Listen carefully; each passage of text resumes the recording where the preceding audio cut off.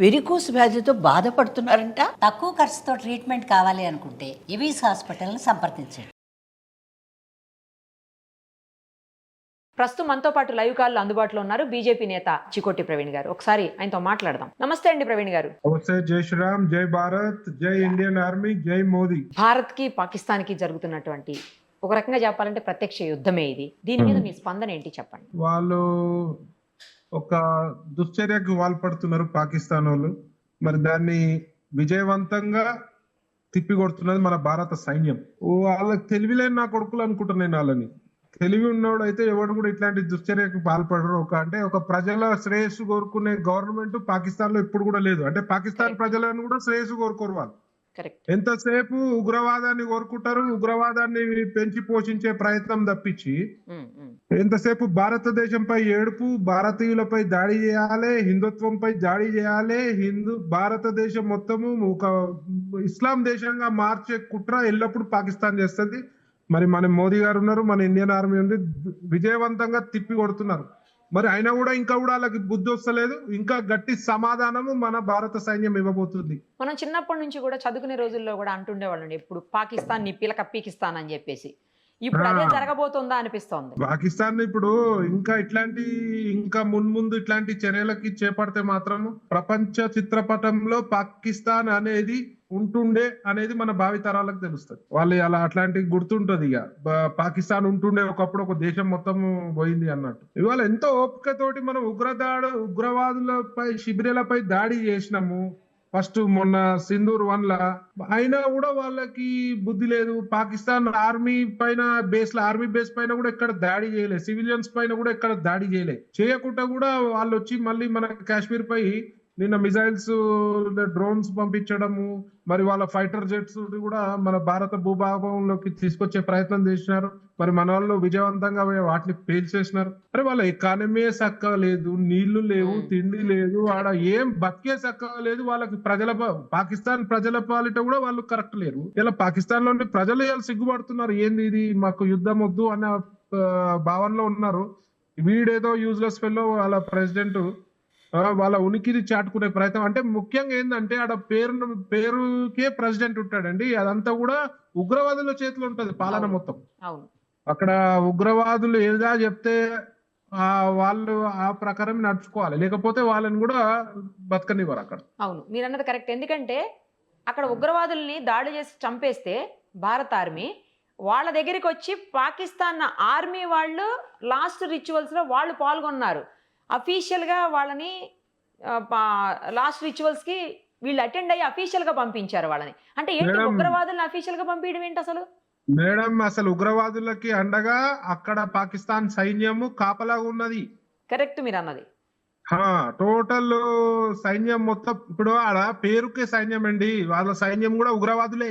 ఇప్పుడు సైన్యంలోకి వెళ్ళి రిటైర్ అయిన వాళ్ళు ఏం చేస్తారు, పాకిస్తాన్ సైన్యంకి వెళ్ళి రిటైర్ అయిన వాళ్ళు ఉగ్ర చర్యల్లో పాల్గొంటారు. వీళ్ళు పోయి ఉగ్రవాదులకు అడ్వైజర్ గా, ఫిజికల్ గా ఫిట్ ఉన్న వాళ్ళు పోయి డైరెక్ట్ ఉగ్రవాద చర్యలలో పాల్గొంటారు. సో పాకిస్తాన్ ఉగ్ర దేశంగా ప్రపంచం మొత్తం గుర్తించే స్థితిలో ఉన్నది. వీళ్ళు ఇవాళ కూడా ఫండ్స్ అడుగుతున్నారు. వీళ్ళు మాకు పావర్టీ ఉంది, ఇప్పుడు మాకు యుద్ధం అవుతుంది, మా పరిస్థితి బాగాలేదు, ఫండ్స్ అడుగుతున్నారు. వాళ్ళు వాళ్ళ ప్రజలకు ఫండ్స్ ఇవ్వరు.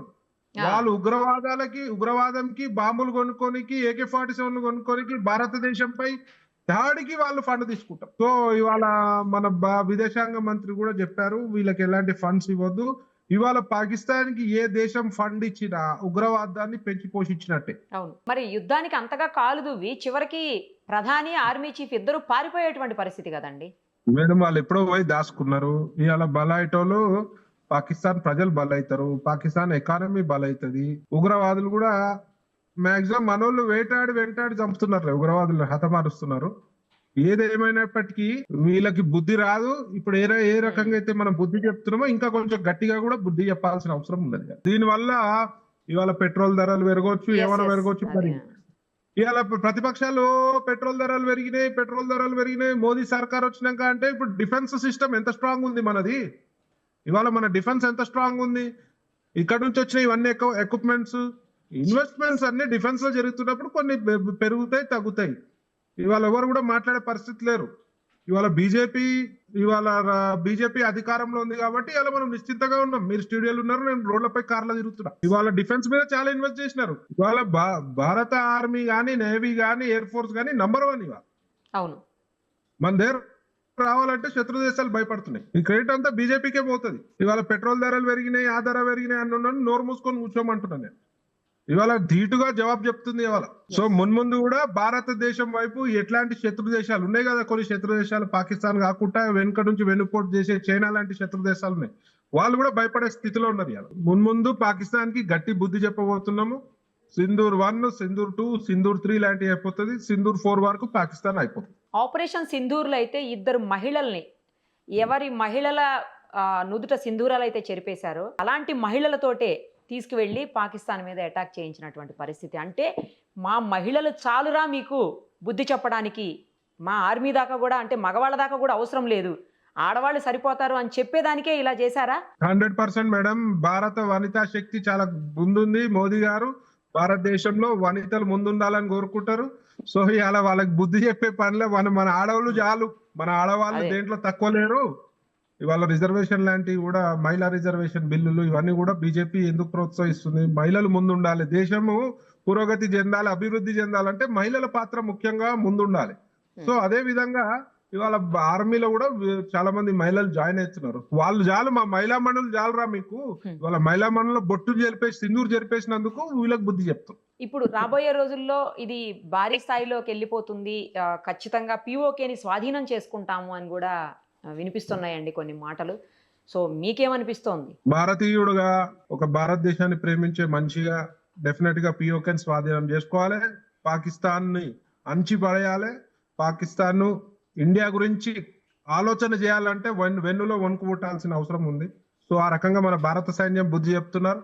మోదీ గారికి కూడా హ్యాట్స్ ఆఫ్. ఎందుకంటే భారత సైన్యానికి మీ ఫ్రీడమ్ ఇచ్చినారు, మీరు ఏమన్నా చేయండి, వాళ్ళని మాత్రం ఇండియాకి డ్యామేజ్ కావద్దు. ఇవాళ ఎంత నిశ్చింత యుద్ధ వాతావరణం ఎక్కడ లేదు మేడం, బార్డర్లలో ఉంది.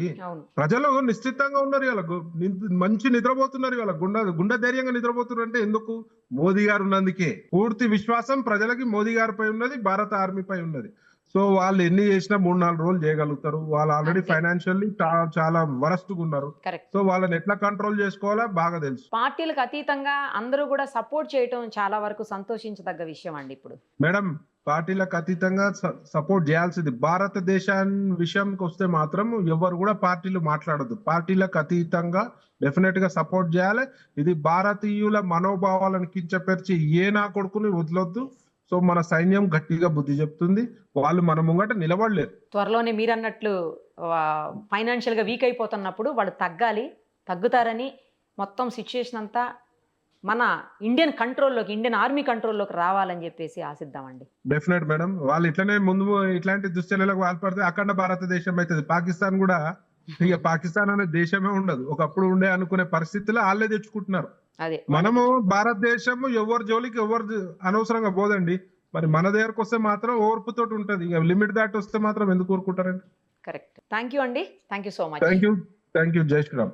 సుమన్ టీవీలో మీ పర్సనల్ అండ్ బిజినెస్ ప్రమోషన్స్ కోసం కింది నెంబర్కి కాంటాక్ట్ చేయండి.